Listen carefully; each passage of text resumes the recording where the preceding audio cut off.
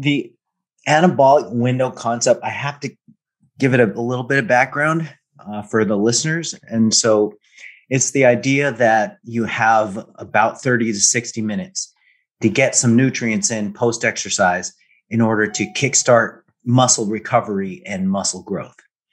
And so that was the idea put forth by John Ivey and Robert Portman.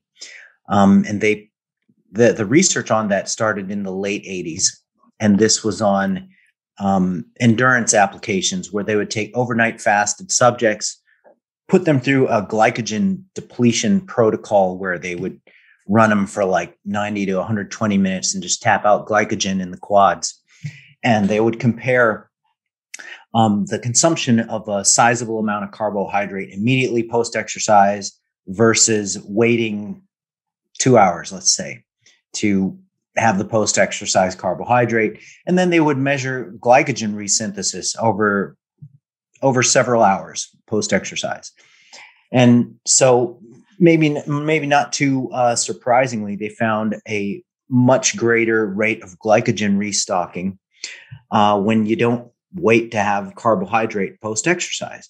And so, okay, so that's fine for endurance competition applications. But what happened was they started testing the effect of protein post-exercise on muscle protein synthesis. So muscle protein synthesis, for the listeners who might not be aware, it's a short-term index of what might indicate muscle growth in the longer term. Okay, so it's sort of one of our short-term proxies for the anabolic or the muscle growth effect. And so with muscle protein synthesis, they also found that if you have protein immediately post-exercise versus delaying it, and also if you have protein plus carbohydrate immediately post-exercise versus delaying it an hour or 2 or 3, then you have a higher spike in muscle protein synthesis. Now, the problem with these early studies back in the late 90s, early 2000s, is that they use small doses of protein post-exercise to compare the effects. And as the years wore on, they actually used higher doses of protein, like 25 grams and up. And they compared the timing of that with the timing of that post-exercise. And they also compared protein with carbs and protein without carbs. They did all kinds of permutations of nutrient timing post-exercise. And they found that as long as you had a minimum of about 20 to 25 grams of protein post-exercise, it didn't matter whether you had that with carbohydrate or without carbohydrate. The muscle protein synthesis effect was the same once you hit a certain dosing threshold of protein post-exercise. Okay, so now with that short-term, immediate post-exercise research out of the way, more studies started rolling in that actually measured muscle growth and strength over a period of weeks and months.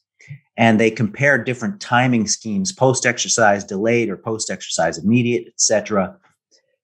And, the whole anabolic window concept really did begin to crumble when you simply got enough protein in by the end of the day. And so my colleagues and I, we did a meta-analysis. So we did a study of the studies, so to speak. We pooled the data of the studies together to see whether there was a meaningful effect of having protein immediately post-exercise versus neglecting protein post-exercise or pre-exercise after a 2-hour lag.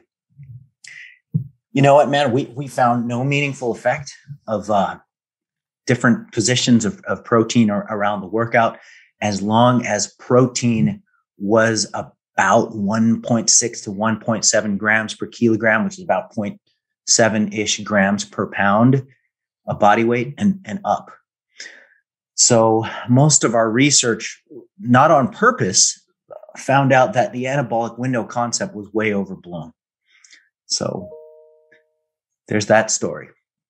Yeah, I think I remember talking to Stu Phillips about, there's a minimal insulin threshold that is reached by protein. Carbohydrates don't really add any value to that once you hit that like you said, 25 grams. And I'm sure it's probably weighted per size of the person. I mean, I can't imagine a 100-pound female is going to need the same as a 250-pound, bodybuilder Yep. as far as, what's going to go on there. But there are some, thoughts about, partitioning your protein throughout the day. Like for instance, for me, I mean, I'll sit down there and like throw down 2 pounds of steak. And now there's no research really on that because most of the research has been on isolates and whey proteins and has different absorption characteristics. And no one's really studying what happens. These guys are eating, like a lot of these bodybuilders are putting down 4 or 5 pounds of animal protein a day. Is it fair to say we don't have a lot of research on those exact circumstances? Oh man, yeah, you don't know how much I love this question. So, okay. I think that with protein dosing distribution through the day, like you're talking about, you gave the example of you eating 2 pounds of protein in a single sitting, which reminds me of myself at a Brazilian barbecue joint. Yeah. Okay, so here's the theory, and I am going to call it a theory or a hypothesis because you're right. There just isn't the research rooting this out objectively.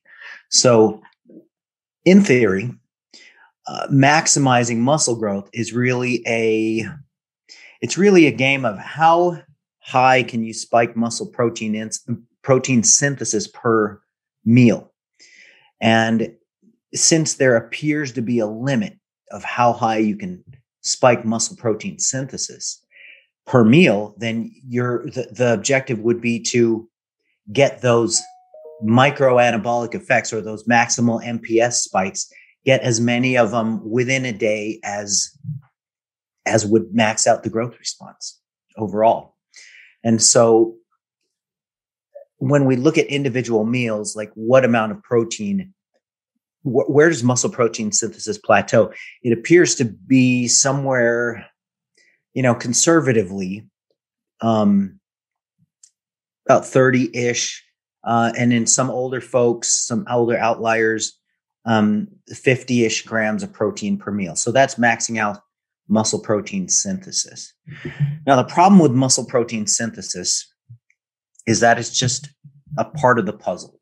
It's pretty dang difficult to measure it over the long term, unless you use something like deuterium oxide, and it's hard to measure net muscle protein balance, which is the balance between muscle protein synthesis and muscle protein breakdown.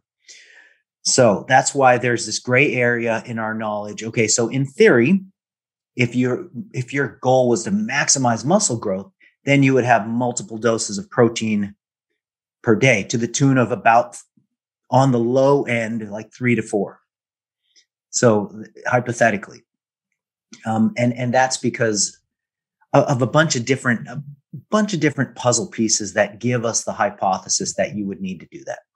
Okay, so setting that aside, setting the goal of muscle growth aside, the goal of retaining muscle while you're dieting appears to be a whole different animal, because there's a lot of research on people eating very low meal frequency per day and just slamming a bunch of protein down in 1 to 2 meals a day, and retaining their muscle just fine, even when they're eating like every other day.